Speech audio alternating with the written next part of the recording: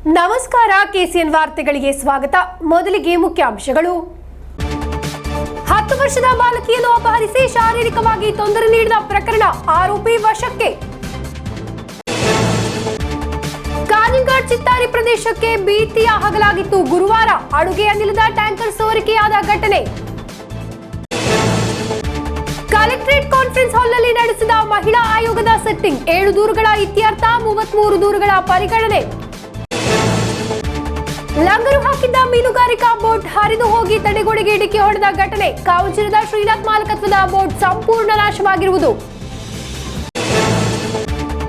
ಜಿಲ್ಲೆಯಲ್ಲಿ ಸುರಿದಿದೆ ಗುರುವಾರ ಉತ್ತಮ ಮಳೆ, ಮುಂದಿನ 5 ದಿನಗಳ ಕಾಲ ಮಳೆ ಮುಂದುವರಿಯಲಿದೆ ಎಂದು ಸೂಚನೆ.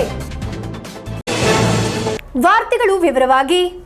10 ವರ್ಷದ ಬಾಲಕಿಯನ್ನು ಅಪಹರಿಸಿ ಶಾರೀರಿಕವಾಗಿ ತೊಂದರೆ ನೀಡಿದ ಪ್ರಕರಣದಲ್ಲಿ ಆರೋಪಿ ವಶಕ್ಕೆ. ಆಂಧ್ರಪ್ರದೇಶದಿಂದ ಆರೋಪಿಯನ್ನು ವಶಕ್ಕೆ ಪಡೆಯಲಾಯಿತು. ಸ್ವಂತವಾಗಿ ಫೋನ್ ಬಳಸದೆ ಈತ ಬೇರೆಯವರ ಫೋನ್ನಿಂದ ಮನೆಗೆ ಸಂಪರ್ಕಿಸಿರುವುದರಿಂದ ಆರೋಪಿಯನ್ನು ವಶಕ್ಕೆ ಪಡೆಯಲು ಸಾಧ್ಯವಾಯಿತು. ಮಲಗಿದ 10 ವರ್ಷದ ಬಾಲಕಿಯನ್ನು ಅಪಹರಿಸಿ ಶಾರೀರಿಕವಾಗಿ ತೊಂದರೆ ನೀಡಿದ ಪ್ರಕರಣದಲ್ಲಿ ಕೊನೆಗೂ ಆರೋಪಿ ವಶಕ್ಕೆ. ಆಂಧ್ರಪ್ರದೇಶದಿಂದ ಕೊಡಗು ನಿವಾಸಿಯಾದ ಈತನನ್ನು ವಿಶೇಷ ತನಿಖಾ ತಂಡ ವಶಕ್ಕೆ ಪಡೆಯಿತು. ಈ ತಿಂಗಳ 15ರಂದು ಬೆಳಗ್ಗೆ 2:30ರ ಸುಮಾರಿಗೆ ಆರೋಪಿ ಅಪರಾಧ ನಡೆಸಿರುವುದು. ನಂತರ ಈತ ಕರ್ನಾಟಕಕ್ಕೆ ಪರಾರಿಯಾಗಿದ್ದಾನೆ. ಪೊಲೀಸರು ಬಂಧಿಸುತ್ತಾರೆ ಎಂದು ಅರಿವಾದಾಗ ಆರೋಪಿ ಆಂಧ್ರಕ್ಕೆ ತೆರಳಿದ್ದಾನೆ. ಸ್ವಂತವಾಗಿ ಫೋನ್ ಬಳಸಿದ ಈತ ಬೇರೆಯವರ ಫೋನ್ನಿಂದ ಮನೆಗೆ ಸಂಪರ್ಕಿಸಿರುವುದು ತನಿಖೆಗೆ ಸಹಾಯವಾಗಿದೆ. ಆಂಧ್ರಪ್ರದೇಶಕ್ಕೆ ತಲುಪಿದ ಪೊಲೀಸ್ ತಂಡ ನಡೆಸಿದ ರಹಸ್ಯ ಕಾರ್ಯಾಚರಣೆಯಲ್ಲಿ ಆರೋಪಿಯನ್ನು ವಶಕ್ಕೆ ಪಡೆಯಲಾಯಿತು. ಕಾಸರಗೋಡಿಗೆ ತಲುಪಿಸುವ ಆರೋಪಿಯನ್ನು ವೈದ್ಯಕೀಯ ಪರೀಕ್ಷೆಗೆ ಒಳಪಡಿಸಲಾಗುವುದು. ಶನಿವಾರ ಬಂಧನ ಮತ್ತಿತರ ಕ್ರಮ ಪೊಲೀಸರು ಕೈಗೊಳ್ಳಲಿದ್ದಾರೆ. ಆರೋಪಿಯ ಮೇಲೆ ಮೇಲ್ಪುರಂ ಪೊಲೀಸ್ ಠಾಣೆಯಲ್ಲಿ 14 ವರ್ಷದ ಬಾಲಕಿಯನ್ನು ಅಪಹರಿಸಿ ಶಾರೀರಿಕವಾಗಿ ತೊಂದರೆ ನೀಡಿದ ಆರೋಪದ ಮೇಲೆ ಪ್ರಕರಣ ದಾಖಲಾಗಿದೆ. ಮಡಿಕೇರಿ, ಸುಳ್ಯ ಎಂಬಿಡಿಗಳಲ್ಲಿ ಸರಕು ಕಳ್ಳತನ ಪ್ರಕರಣಗಳಲ್ಲಿ ಆರೋಪಿಯಾಗಿದ್ದಾನೆ ಈತ. ತೊಂದರೆಗೊಳಗಾದ ಬಾಲಕಿಯ ಮನೆಯಿಂದ ಕೇವಲ 500 ಮೀಟರ್ ದೂರದಲ್ಲಾಗಿದೆ ಈತನ ವಾಸ. ಮನೆಗೆ ಈಗ ಪೊಲೀಸ್ ಕಾವಲು ಏರ್ಪಡಿಸಲಾಗಿದೆ. News bureau, Kasaragod. ಕಾಂಜಂಘಾಟ್ನ ಚಿತ್ತಾರಿ ಪ್ರದೇಶಕ್ಕೆ ಗುರುವಾರ ಭೀತಿಯ ಹಗಲಾಗಿತ್ತು. ಅಡುಗೆ ಅನಿಲದ ಟ್ಯಾಂಕರ್ ಸೋರಿಕೆ ತಿಳಿದು ಆತಂಕಗೊಂಡ ಸ್ಥಳೀಯರು ಪ್ರತಿ ಗಂಟೆಯನ್ನು ಉಸಿರು ಬಿಗಿ ಹಿಡಿದು ಕಳೆದಿದ್ದಾರೆ. 300 ಮೀಟರ್ ಸುತ್ತ ಇರುವವರನ್ನು ಸ್ಥಳಾಂತರಿಸಿಯಾಗಿತ್ತು ರಕ್ಷಣಾ ಕಾರ್ಯಾಚರಣೆ. ಬೆಳಗ್ಗೆ ಆರಂಭವಾದ ಸಂಚಾರ ನಿಯಂತ್ರಣ ಸಾಯಂಕಾಲ 6:30ರವರೆಗೆ ಮುಂದುವರೆದಿತ್ತು. ಗುರುವಾರ ಬೆಳಗ್ಗೆ 7:30ಕ್ಕಾಗಿತ್ತು. ಓಡುತ್ತಿದ್ದ ಟ್ಯಾಂಕರ್ನಲ್ಲಿ ಅನಿಲ ಸೋರಿಕೆ ಕಂಡುಬಂದಿರುವುದು. ಚಾಲಕ ಮಾಹಿತಿ ನೀಡಿದ ಕೂಡಲೇ ಪೊಲೀಸರು, ನಾಗರಿಕ ರಕ್ಷಣಾ ಪಡೆ ಮತ್ತು ಅಗ್ನಿಶಾಮಕ ರಕ್ಷಣಾ ತಂಡ ಸ್ಥಳಕ್ಕೆ ಆಗಮಿಸಿ ನಿಯಂತ್ರಿಸಿದ್ದಾರೆ. ಟ್ಯಾಂಕರ್ನ ರೋಟು ಗೇಜ್ ಮೂಲಕ ಅಡುಗೆ ಅನಿಲ ಸೋರಿಕೆಯಾಗಿದೆ. 10:20ರ ಹೊತ್ತಿಗೆ ಬಹಳ ಕಷ್ಟಪಟ್ಟು ಸೋರಿಕೆಯನ್ನು ಮುಚ್ಚಲಾಯಿತು. 1 ಗಂಟೆ ಸುಮಾರಿಗೆ ಮಂಗಳೂರು ಇಂಡಿಯನ್ ಆಯಿಲ್ ಕಾರ್ಪೊರೇಷನ್ನಿಂದ ರಿಫಿಲ್ ವಾಹನದೊಂದಿಗೆ ತಜ್ಞರು ಸ್ಥಳಕ್ಕೆ ಬಂದಿದ್ದಾರೆ. 2 ಗಂಟೆಗೆ ಅಡುಗೆ ಅನಿಲವನ್ನು ಟ್ಯಾಂಕರ್ಗೆ ವರ್ಗಾಯಿಸಲು ಪ್ರಾರಂಭಿಸಲಾಯಿತು. ಸಾಯಂಕಾಲ 6 ಗಂಟೆಗೆ 2 ಟ್ಯಾಂಕರ್ಗಳಿಗೆ ಅಡುಗೆ ಅನಿಲವನ್ನು ವರ್ಗಾಯಿಸಲಾಯಿತು. ಉಳಿದ ಅಡುಗೆ ಅನಿಲವನ್ನು ಸೋರುವ ಟ್ಯಾಂಕರ್ನಲ್ಲೇ ಇರಿಸಲಾಯಿತು. ಸೋರಿಕೆಯನ್ನು ಮುಚ್ಚಿದ ನಂತರ ಅದೇ ಟ್ಯಾಂಕರ್ನಲ್ಲಿ ಮಂಗಳೂರಿಗೆ ಕೊಂಡೊಯ್ಯಲಾಯಿತು. ಕಲೆಕ್ಟರ್ ಅವರ ಸೂಚನೆ ಪ್ರಕಾರ ಟ್ಯಾಂಕರ್ಗಳನ್ನು ವಶಪಡಿಸಿಕೊಂಡು ಅಡುಗೆ ಅನಿಲವನ್ನು ಬದಲಾಯಿಸಲಾಗಿದೆ. ಟ್ಯಾಂಕರ್ನಲ್ಲಿ ಸೋರಿಕೆಯಾಗಿದೆ ಎಂದು ವಿಷಯ ತಿಳಿದಾಗ ಗುರುವಾರ ಚಿತ್ತಾರಿಯಲ್ಲಿ ಜನರಿಗೆ ಆತಂಕ ಮತ್ತು ಭಯದಿಂದ ಕೂಡಿದ ಹಗಲಾಗಿತ್ತು. ಟ್ಯಾಂಕರ್ ನಿಲ್ಲಿಸಿದ ಸ್ಥಳದಲ್ಲೇ ಮದ್ರಾಸ ನಿಲ್ಲಿಸಿ ಮಕ್ಕಳನ್ನು ಕೂಡಲೇ ಬಿಡುವುದು ಸೇರಿದಂತೆ ಮುಂಜಾಗ್ರತಾ ಕ್ರಮ ಕೈಗೊಳ್ಳಲಾಯಿತು. ರಾಜ್ಯ ಹೆದ್ದಾರಿಯಲ್ಲಿ ವಾಹನ ಸಂಚಾರ ಸಂಪೂರ್ಣ ಸ್ಥಗಿತಗೊಂಡಿತ್ತು. ವಾಹನಗಳನ್ನು ಮಾಡಿಯನ್ ಮೂಲಕ ಮತ್ತು ನಂತರ ನಗರದಿಂದ ಮಾವುಗಲ್ ಮೂಲಕ ಕಳುಹಿಸಲಾಯಿತು. ಕಾಸರಗೋಡು ಕಡೆಯಿಂದ ಬರುವ ವಾಹನಗಳನ್ನು ಕಳನಾಡು ಚಾಮುಂಡಿಕುಂದಿನಿಂದ ಹಿಂದಿರುಗಿಸಲಾಯಿತು. ಮೊದಲು 100 ಮೀಟರ್ ಸುತ್ತ ಇರುವವರು, ನಂತರ 300 ಮೀಟರ್ ವ್ಯಾಪ್ತಿಯಲ್ಲಿರುವವರನ್ನು ಸಂಪೂರ್ಣ ಸ್ಥಳಾಂತರಿಸಲಾಯಿತು.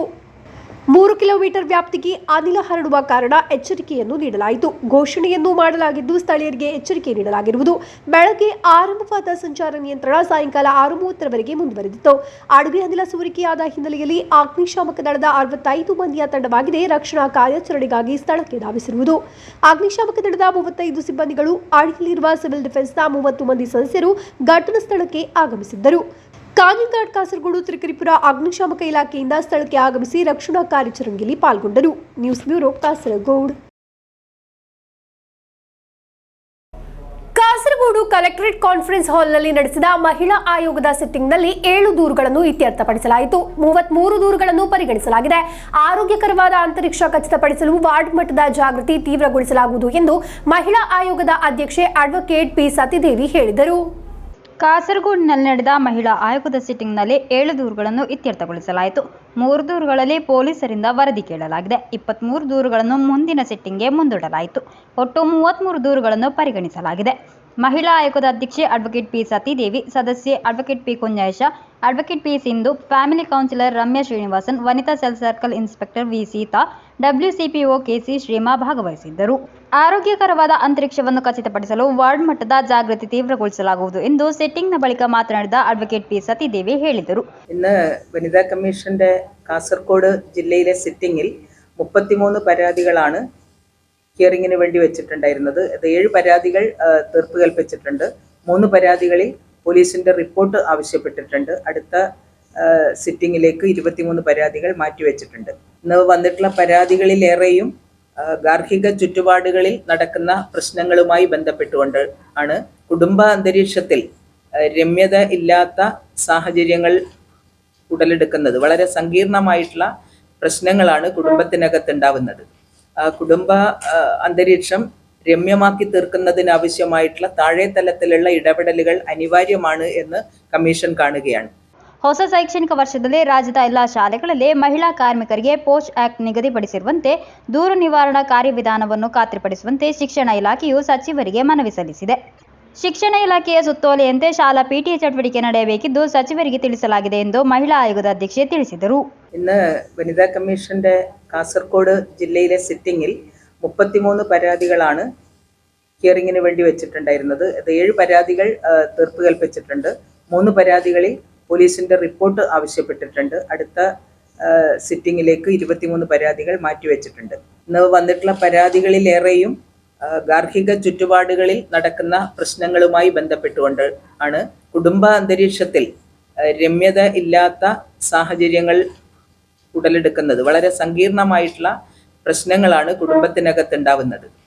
കുടുംബ അന്തരീക്ഷം രമ്യമാക്കി തീർക്കുന്നതിനാവശ്യമായിട്ടുള്ള താഴെ തലത്തിലുള്ള ഇടപെടലുകൾ അനിവാര്യമാണ് എന്ന് കമ്മീഷൻ കാണുകയാണ്. News bureau Kasaragod. ನೀಲೇಶ್ವರ ತೈಕಡಪುರದಲ್ಲಿ ಹೊಳೆಯಲ್ಲಿ ಲಂಗರು ಹಾಕಿದ್ದ ಮೀನುಗಾರಿಕಾ ಬೋಟ್ ಹರಿದು ಹೋಗಿ ತಡೆಗೋಡೆಗೆ ಡಿಕ್ಕಿ ಹೊಡೆದು ಸಂಪೂರ್ಣವಾಗಿ ನಾಶವಾಗಿದೆ. ಚೆರ್ವತ್ತೂರು ಮಡಕರ ಕಾವುಂಚಿರದ ಶ್ರೀನಾಥ್ ಎಂಬವರ ಮಾಲಕತ್ವದ ಕಾರ್ತಿಕ ಎಂಬ ಹೆಸರಿನ ಬೋಟ್ ಸಂಪೂರ್ಣ ನಾಶವಾಗಿರುವುದು. ಇಂದು ಬೆಳಗ್ಗೆ ತೀವ್ರ ಗಾಳಿ ಮತ್ತು ಮಳೆಗೆ ನೀಲೇಶ್ವರ ತೈಕಡಪುರದಲ್ಲಿ ಹೊಳೆಯಲ್ಲಿ ಲಂಗರು ಹಾಕಿದ್ದ ಮೀನುಗಾರಿಕಾ ಬೋಟ್ ಹರಿದು ಹೋಗಿ ತಡೆಗೋಡೆಗೆ ಡಿಕ್ಕಿ ಹೊಡೆದಿದೆ. ಚೆರ್ವತ್ತೂರು ಮಡಕರ ಕಾವಂಜಿರ ನಿವಾಸಿ ಶ್ರೀನಾಥ್ ಎಂಬವರ ಮಾಲಕತ್ವದ ಕಾರ್ತಿಕ ಎಂಬ ಹೆಸರಿನ ಬೋಟ್ ನಾಶಗೊಂಡಿರುವುದು. ಲಂಗರು ಹಾಕಿದ್ದ ಬೋಟ್ ಕೊಚ್ಚಿಕೊಂಡು ಹೋಗಿ ಅಳಿತ್ತಲ ತಡೆಗೋಡೆಗೆ ಡಿಕ್ಕಿ ಹೊಡೆದಿದೆ.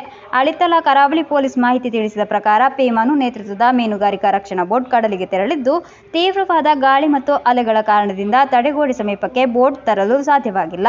ತಡೆಗೋಡೆಗೆ ಡಿಕ್ಕಿ ಹೊಡೆದು ಬೋಟ್ ಸಂಪೂರ್ಣ ನಾಶವಾಗಿದೆ. ಬೋಟ್ನ ಕೆಲವು ಭಾಗಗಳು ದಡದಲ್ಲಿದೆ. News bureau Kasaragod. ಜಿಲ್ಲೆಯಲ್ಲಿ ಗುರುವಾರ ಉತ್ತಮ ಮಳೆಯಾಗಿದೆ. ಮುಂದಿನ 5 ದಿನಗಳ ಕಾಲ ಮಳೆ ಮುಂದುವರಿಯಲಿದೆ ಎಂದು ಹವಾಮಾನ ಇಲಾಖೆ ಸೂಚನೆ ನೀಡಿದೆ. ಕಾಸರಗೋಡು ಸೇರಿದಂತೆ ಕೇರಳದ ವಿವಿಧ ಜಿಲ್ಲೆಗಳಲ್ಲಿ ಗುರುವಾರ ಉತ್ತಮ ಮಳೆಯಾಗಿದೆ. ಮುಂದಿನ 5 ದಿನಗಳವರೆಗೆ ಮಳೆ ಮುಂದುವರೆಯಲಿದೆ. ಮಳೆಯಿಂದ ತಂಪಿನ ವಾತಾವರಣ ಸೃಷ್ಟಿಯಾಗಿದೆ. ಆದರೆ ಹೆದ್ದಾರಿ ಕಾಮಗಾರಿ ನಡೆಯುವ ಸ್ಥಳಗಳಲ್ಲಿ ನೀರು ತುಂಬಿದೆ. ಕೆಲವೆಡೆ ಧಾರಾಕಾರವಾಗಿ ಸುರಿದ ಮಳೆಯಿಂದ ಪ್ರದೇಶಗಳು ಜಲಾವೃತಗೊಂಡಿದ್ದು ವಾಹನ ಸವಾರರು ಪರದಾಡುವಂತಾಗಿದೆ. ಗುಡುಗು ಸಹಿತ ಜೋರಾದ ಗಾಳಿ ಮಳೆಯಿಂದ ಹಲವೆಡೆ ಮರಗಳು ಧರೆಗೆ ಉರುಳುವ ಆತಂಕ ಎದುರಾಗಿದ್ದು ಮುಂಜಾಗ್ರತೆ ವಹಿಸುವಂತೆ ಸೂಚನೆ ನೀಡಲಾಗಿದೆ. ಮೇ ತಿಂಗಳಲ್ಲಿ ಮಾತ್ರ ಸುರಿದ ಭಾರಿ ಮಳೆ ಬೇಸಿಗೆ ಮಳೆಯ ಕೊರತೆಯನ್ನು ನೀಗಿಸಿದೆ. News bureau Kasaragod. ಕಣ್ಣುಗಳಿಲ್ಲದಿದ್ದರೂ ಒಳಗಣ್ಣಿನ ಬೆಳಕಿನಿಂದ ಭಾರತವನ್ನು ಸುತ್ತಾಡಿ ಪ್ರಕೃತಿಯನ್ನು ಸ್ಪರ್ಶಿಸಿ ಆಸ್ವಾದಿಸುತ್ತಿರುವ ಒಬ್ಬ ಯುವಕನ ವಿಶೇಷ ಸಾಮರ್ಥ್ಯ ಗಮನ ಸೆಳೆಯುತ್ತಿದೆ. ಕಾರಡ್ಕ ನಿವಾಸಿ ಕೆ ದಿಲೀಪ್ ಆಗಿದ್ದಾರೆ ಈ ಯುವಕ. ഇതാ ഹിമാചലിലെ ട്രഡീഷണൽ ഡ്രസ് ഇട്ടിട്ട് ഞാൻ ഒരു മുയലിനെയും പിടിച്ചിട്ട് ഒരു ക്യൂട്ടായിട്ടുള്ള മുയലിനെയും പിടിച്ചിട്ട് ഞാൻ ഇങ്ങനെ നിൽക്കുകയാണ്. ഭയങ്കര വൈബാണ്. പോകുമ്പോൾ നമുക്ക് നല്ല സന്തോഷമുണ്ടല്ലോ. അത് നമുക്ക് വേറെ ഒരിക്കലും കിട്ടില്ല. അതുകൊണ്ട് എല്ലാവരും യാത്രകൾ ജീവിതത്തിൽ മണാലിയിലാണ്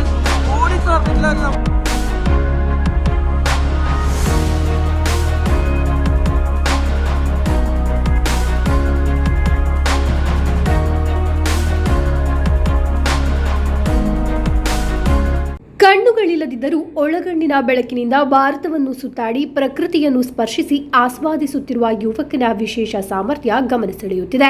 ಕಾರಡ್ಕ ನಿವಾಸಿ ಕೆ ದಿಲೀಪ್ ಆಗಿದ್ದಾರೆ ಈ ಯುವಕ.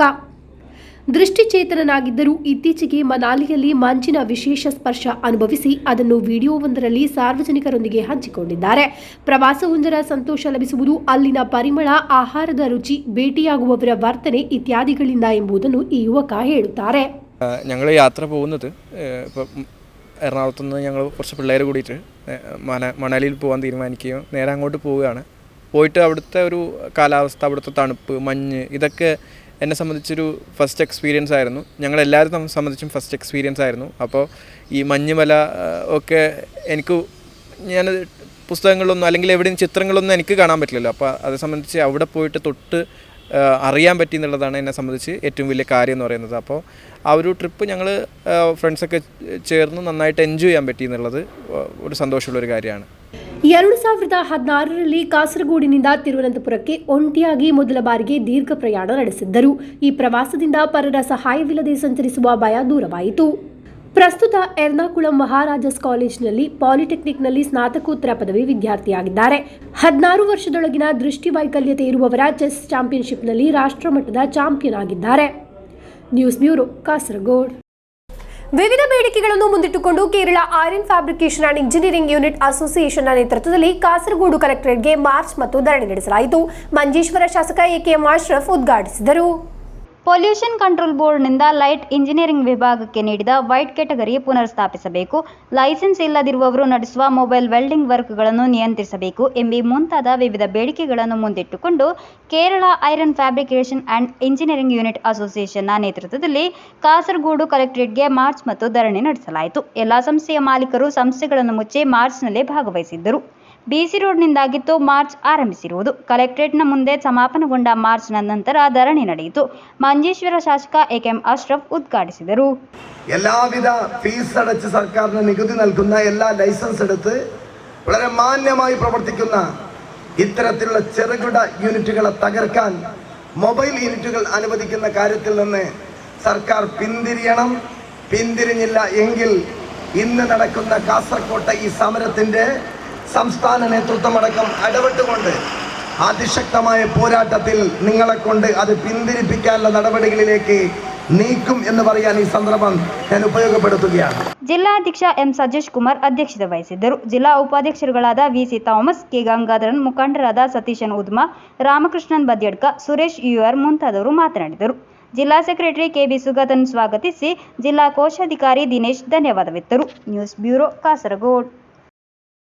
ಕಾಸರಗೋಡು ಶ್ರೀ ನಾಗರಾಜ ಕಟ್ಟೆ ಕ್ಷೇತ್ರದ ಪ್ರತಿಷ್ಠಾ ವಾರ್ಷಿಕ ಮಹೋತ್ಸವ 25ರಂದು ನಡೆಯಲಿದೆ. ವಿವಿಧ ವೈದಿಕ, ಧಾರ್ಮಿಕ, ಸಾಂಸ್ಕೃತಿಕ ಕಾರ್ಯಕ್ರಮಗಳು ನಡೆಯಲಿದೆ. ಕಾಸರಗೋಡು ಶ್ರೀ ನಾಗರಾಜ ಕಟ್ಟೆ ಕ್ಷೇತ್ರದಲ್ಲಿ ತಂತ್ರಿವರ್ಯರಾದ ವೇದಮೂರ್ತಿ ಸುಖಾನಂದ ಭಟ್ ಮಂಜೇಶ್ವರ ಮತ್ತು ಬ್ರಹ್ಮಶ್ರೀ ಉಳಿತಾಯ ವಿಷ್ಣು ಅಶ್ರ ಅವರಿಂದ ಪ್ರತಿಷ್ಠಾಪನೆಗೊಂಡ ನಾಗದೇವರ, ನಾಗಕನ್ನಿಕ ಹಾಗೂ ಗುಳಿಗ ದೈವದ ಪ್ರತಿಷ್ಠಾ ವಾರ್ಷಿಕ ಮಹೋತ್ಸವ 25ರಂದು ನಡೆಯಲಿದೆ. ಬೆಳಗ್ಗೆ ಪ್ರಾರ್ಥನೆ, ಗಣಹೋಮ, ಅಶ್ವಥ ಪೂಜೆ, ಪಂಚಾಮೃತಾಭಿಷೇಕ, ನವಕಲಶಾಭಿಷೇಕ, ಪವಮಾನಾಭಿಷೇಕ, ಗುಳಿಗ ತಂಬಿಲ, ಆಶ್ಲೇಷ ಬಲಿ ನಡೆಯಲಿದೆ. ಅಪರಾಹ್ನ ಮಹಾಪೂಜೆ, ಮಂಗಳಾರತಿ, ಪ್ರಸಾದ ವಿತರಣೆ ನಡೆಯಲಿದೆ. ಅನ್ನ ಸಂತರ್ಪಣೆ ಏರ್ಪಡಿಸಲಾಗಿದೆ. ಸಾಯಂಕಾಲ ಭಜನೆ ಕಾರ್ಯಕ್ರಮ ನಡೆಯಲಿದೆ. ರಾತ್ರಿ ಬಪ್ಪನಾಡು ಶ್ರೀ ದುರ್ಗಾಪರಮೇಶ್ವರಿ ദശാവതാര യക്ഷഗാന മണ്ഡലി ಇವರಿಂದ നാടൂര നാഗപന യക്ഷഗാന ನಡೆಯಲಿದೆ. കാസർഗോഡ് നഗരത്തിലെ ഹൃദയഭാഗത്ത് KSRTCന്റെ സമീപം നിരവധി വർഷങ്ങളായി നിലനിൽക്കുന്ന ശ്രീ നാഗരാജ സന്നിധി. ഈ സന്നിധിയിൽ 2014 പുനർപ്രതിഷ്ഠ നടന്ന് 2024 10ാമത്തെ വാർഷികം 25-ാം തീയതി രാവിലെ 6 മണി മുതൽ വിവിധ പൂജാതി കർമ്മങ്ങൾ, അതേപോലെ ഭജന പരിപാടി വൈകുന്നേരം 6 മണി വരെയാണ് ഈ പരിപാടി നടക്കും. രാത്രി 8:30 ആണ് യക്ഷഗാന ശ്രീ ബപ്പനാട് ശ്രീ ദുർഗാപരമേശ്വര യക്ഷഗാന മണ്ഡലി ഇവരെ നേതൃത്വത്തിൽ നാടൂര നാഗപന എന്ന തുളു യക്ഷഗാനം കൂടി നടക്കുന്നു. അപ്പോൾ ഈ എല്ലാ പരിപാടികൾക്ക് ഈ നാട്ടിലെ എല്ലാ ഭക്തജനങ്ങളെ ആദരവോടെ സ്വാഗതം ചെയ്യുന്നു. News bureau, Kasaragod. കുട്ടിയാനം മുഹമ്മദ് കുഞ്ചിಯವರ ഒരു പ്രവാസിയുടെ മണൽ രേഖകൾ പുസ്തക ಬಿಡುಗಡೆ ನಡೆಯಿತು. ಕಾಸರಗೋಡಿನ ಪುಳಿಕುಂಚಿಲ ಲೈಬ್ರರಿ ಹಾಲ್ನಲ್ಲಿ ಆಯೋಜಿಸಿದ್ದ ಕಾರ್ಯಕ್ರಮದಲ್ಲಿ ಖ್ಯಾತ ಕವಿ ಸಿಎಂ ವಿನಯ್ ಚಂದ್ರನ್ ಅವರು ಕಾಸರಗೋಡು ನಗರಸಭೆ ಚೇರ್ಮನ್ ಅಬ್ಬಾಸ್ ಬೇಗಂ ಅವರಿಗೆ ನೀಡಿ ಬಿಡುಗಡೆಗೊಳಿಸಿದರು. ಸಂಸ್ಕೃತಿ ಕಾಸರಗೋಡು, ಪುಕಾಸ ಏರಿಯಾ ಸಮಿತಿ ಎಂಬಿವುಗಳ ಆಶ್ರಯದಲ್ಲಿ ಕಾಸರಗೋಡಿನ ಪುಲಿಕುನ್ನು ಜಿಲ್ಲಾ ಲೈಬ್ರರಿ ಹಾಲ್ನಲ್ಲಿ ಕುಟ್ಟಿಯಾನ ಮೊಹಮ್ಮದ್ ಕುಂಜಿಯವರ ഒരു പ്രവാസിയുടെ മണൽ രേഖകൾ പുസ്തക ಬಿಡುಗಡೆ ಕಾರ್ಯಕ್ರಮ ಆಯೋಜಿಸಿರುವುದು. ಖ್ಯಾತ ಕವಿ ಸಿಎಂ ವಿನಯ್ ಚಂದ್ರನ್ ಅವರು കാസർഗോഡ് നഗരസഭೆ ചെയർമാൻ അബ്ബാസ് ബീഗം അവರಿಗೆ ನೀಡಿ ಬಿಡುಗಡೆಗೊಳಿಸಿದರು. ഒരു പുസ്തകത്തിന്റെ ഏറ്റവും പ്രാഥമികമായ ഗുണം എന്താണ്? അത് വായിക്കാൻ തുടങ്ങുന്നയാളെ ആ പുസ്തകം വായിച്ചു തീർക്കണമെന്ന ഒരു ചിന്തയിലേക്ക് നയിക്കുക. റീഡബിലിറ്റി എന്ന് പറയും, വായനാക്ഷമത ഒരു പുസ്തകത്തിൽ അല്ലെങ്കിൽ ഒരു 10 പേജ് വായിച്ചിട്ട് അത് മടക്കി വെക്കാൻ ഇത് ശരിയാവില്ല എന്ന് ഒരു വായനക്കാരനെ തോന്നിപ്പിക്കാതിരിക്കുക എന്നതാണ് ഒരു പുസ്തകം പ്രാഥമികമായും ഒരു വായനക്കാരനോട് ചെയ്യേണ്ട കാര്യം. തീർച്ചയായിട്ടും ഈ പുസ്തകത്തിന് ആദ്യം നമുക്ക് പറയാം ആ ഒരു ഗുണം 100% ഉണ്ട്. വായിച്ചു തുടങ്ങിക്കഴിഞ്ഞാൽ വളരെ അനായാസമായി ഈ പുസ്തകം നമ്മളെ കൈപിടിച്ച് പുസ്തകത്തിന്റെ അവസാന പേജുകൾ വരെ നടത്തിക്കുമെന്നത് ഈ പുസ്തകത്തിന്റെ പ്രധാനപ്പെട്ട മേന്മയായിട്ട് ഞാൻ കാണും. അത്രമാത്രം അയത്തരിതമായിട്ട് ഈ അനുഭവ ആവിഷ്കാരം നടത്താൻ ഈ ഗ്രന്ഥകർത്താവിന് നമ്മുടെ പ്രിയപ്പെട്ട കുട്ടിയാൻ മുമ്പ് കഴിഞ്ഞിട്ടുണ്ട് എന്നുള്ളതാണ് ഞാൻ വിചാരിക്കുന്നത്. ಸಿದ್ದಿಕ್ ನದ್ವಿ ಚೆರೂರು ಪುಸ್ತಕ ಪರಿಚಯಿಸಿದರು. ಬಾಲಕೃಷ್ಣ ಚೆರ್ಕಳ ಅಧ್ಯಕ್ಷತೆ ವಹಿಸಿದ್ದರು. ಎಎಸ್ ಮೊಹಮ್ಮದ್ ಕುಂಜಿ ಸ್ವಾಗತಿಸಿದರು. Ameer Palliyan, P Damodaran, Narayan Periya, CL Hamid, VR Sadanandan, Ashraf Ali Cherangai, Mumtaz teacher, Ravi Bandadka ಮುಂತಾದವರು ಶುಭ ಹಾರೈಸಿದರು. ಲೇಖಕ ಕುಟ್ಯಾನ ಮೊಹಮ್ಮದ್ ಕುಂಜಿ ಭಾಷಣ ಮಾಡಿದರು. News bureau, Kasaragod. ಕೂಡಲ್ದ ಚವಣೇರ್ ವಾಟ್ಸಪ್ ಗ್ರೂಪಿನ ವಿದ್ಯಾಜ್ಯೋತಿ ಯೋಜನೆಯ ನಗದು ಬಹುಮಾನದ ಪ್ರತಿಭಾ ಪುರಸ್ಕಾರ ಸಾಧಕರಿಗೆ ಸನ್ಮಾನ ಕಾರ್ಯಕ್ರಮ ಚೀವಾರು ಶ್ರೀ ಶಾರದಾ ಎಯುಪಿ ಶಾಲೆಯಲ್ಲಿ ಜರುಗಿತು. ಪೈವಳಿಕೆ ಗ್ರಾಮ ಪಂಚಾಯತ್ ಸದಸ್ಯ ಅಬ್ದುಲ್ಲಾ ಉದ್ಘಾಟಿಸಿದರು. ಕುಡಾಲ್ದ ಜವಣೇರು ವಾಟ್ಸಪ್ ಗ್ರೂಪಿನ ವಿದ್ಯಾಜ್ಯೋತಿ ಯೋಜನೆಯ ನಗದು ಬಹುಮಾನದ ಪ್ರತಿಭಾ ಪುರಸ್ಕಾರ ಸಾಧಕರಿಗೆ ಸನ್ಮಾನ ಕಾರ್ಯಕ್ರಮ ಚೇವಾರು ಶ್ರೀ ಶಾರದಾ ಎಯುಪಿ ಶಾಲೆಯಲ್ಲಿ ಜರುಗಿತು. ಪೈವಳಿಕೆ ಗ್ರಾಮ ಪಂಚಾಯತ್ ಸದಸ್ಯ ಅಬ್ದುಲ್ಲಾರವರು ಔಪಚಾರಿಕವಾಗಿ ಉದ್ಘಾಟಿಸಿದರು. ಉದ್ಯಮಿ ಕೂಡಲ್ಗುತ್ತು ಗಣೇಶ್ ರೈ ಅವರು ಅಧ್ಯಕ್ಷತೆ ವಹಿಸಿದ್ದರು. ಶಾಲಾ ಮುಖ್ಯ ಶಿಕ್ಷಕ ಶ್ಯಾಂಭಟ್ ಮಾಸ್ಟರ್, ಅಧ್ಯಾಪಕ ಸತೀಶ್ ಕುಮಾರ್ ಶೆಟ್ಟಿ, ಅಚ್ಯುತ ಚೇವರ್ ಕೂಡಾಲು, ಅಶೋಕ ಭಂಡಾರಿ ಮುಂತಾದವರು ಮುಖ್ಯ ಅತಿಥಿಗಳಾಗಿದ್ದರು. ಶ್ರೀ ದುರ್ಗಾ ಪರಮೇಶ್ವರಿ ವಿದ್ಯಾಸಂಸ್ಥೆಯ ಪ್ರೌಢಶಾಲಾ ವಿಭಾಗದ ಮುಖ್ಯೋಪಾಧ್ಯಾಯ ಎಡಕಾನ ಹಳ್ಳಕೋಡ್ಲು ಗೋವಿಂದ ಭಟ್, ಪತ್ರಕರ್ತ ಎಆರ್ ಸುಬ್ಬಯ್ಯ ಕಟ್ಟೆ, ಕ್ರೀಡಾರಂಗದಲ್ಲಿ ಅತ್ಯದ್ಭುತ ಸಾಧನೆಯನ್ನು ಮಾಡಿದ ಬಿಎ ಖಾದರ್ ಹಾಗೂ ಕೂಡಾಲು ಗುತ್ತು ಗಣೇಶ್ ರೈ ಮುಂತಾದವರನ್ನು ಸನ್ಮಾನಿಸಲಾಯಿತು. ಎಸ್ಡಿಪಿಎಚ್ಎಸ್ಎಸ್ ಧರ್ಮತಡ್ಕದ 10ನೇ ತರಗತಿಯ ವಿದ್ಯಾರ್ಥಿನಿ ಡೇನಿಕಾ ಪಹಲ್ ಆರ್ ಅವರಿಗೆ ಕುಡಾಲ್ದ ಜವಣೇರು ಗ್ರೂಪಿನ ಅಭಿನಂದನಾ ಪ್ರಶಸ್ತಿಯನ್ನು ನೀಡಿ ಗೌರವಿಸಲಾಯಿತು. ಕುಡಾಲು ಮೇರ್ಕಳ ಗ್ರಾಮದ ವಿವಿಧ ಪರೀಕ್ಷೆಗಳಲ್ಲಿ ವಿಜೇತರಾದ ಪ್ರತಿಭಾವಂತ ವಿದ್ಯಾರ್ಥಿಗಳಿಗೆ ನಗದು ಬಹುಮಾನ, ಶಾಶ್ವತ ಫಲಕ ಹಾಗೂ ಪುಸ್ತಕ ನೀಡಿ ಸನ್ಮಾನಿಸಲಾಯಿತು. ಗ್ರೂಪಿನ ಪ್ರಧಾನ ಅಡ್ಮಿನ್ಗಳಾದ ಲಕ್ಷ್ಮೀಶ ಆಳ್ಬಾ ಕತಾರ್, ಉದಯ ಶೆಟ್ಟಿ, ರಾಧಾಕೃಷ್ಣ ರೈ, ಶಮಿತಾ ಉದಯ ಶೆಟ್ಟಿ, ಪುಷ್ಪಾ ಕಮಲಾಕ್ಷ ಮುಂತಾದವರು ಉಪಸ್ಥಿತರಿದ್ದರು. ಶಿವಪ್ರಸಾದ್ ಶೆಟ್ಟಿ ಸ್ವಾಗತಿಸಿ ಬಿಎ ಲತೀಫ್ ಧನ್ಯವಾದವಿತ್ತರು. News bureau, Kasaragod. ಕೊನೆಯಲ್ಲಿ ಮತ್ತೊಮ್ಮೆ ಮುಖ್ಯಾಂಶಗಳು. 10 ವರ್ಷದ ಬಾಲಕಿಯನ್ನು ಅಪಹರಿಸಿ ಶಾರೀರಿಕವಾಗಿ ತೊಂದರೆ ನೀಡಿದ ಪ್ರಕರಣ, ಆರೋಪಿ ವಶಕ್ಕೆ. ಕಾನಿಂಗಾಡ್ ಚಿತ್ತಾರಿ ಪ್ರದೇಶಕ್ಕೆ ಭೀತಿಯ ಹಗಲಾಗಿತ್ತು. ಗುರುವಾರ ಅಡುಗೆ ಅನಿಲದ ಟ್ಯಾಂಕರ್ ಸೋರಿಕೆಯಾದ ಘಟನೆ. ಕಲೆಕ್ಟರೇಟ್ ಕಾನ್ಫರೆನ್ಸ್ ಹಾಲ್ನಲ್ಲಿ ನಡೆಸಿದ ಮಹಿಳಾ ಆಯೋಗದ ಸೆಟ್ಟಿಂಗ್, 7 ದೂರುಗಳ ಇತ್ಯರ್ಥ, 33 ದೂರುಗಳ ಪರಿಗಣನೆ.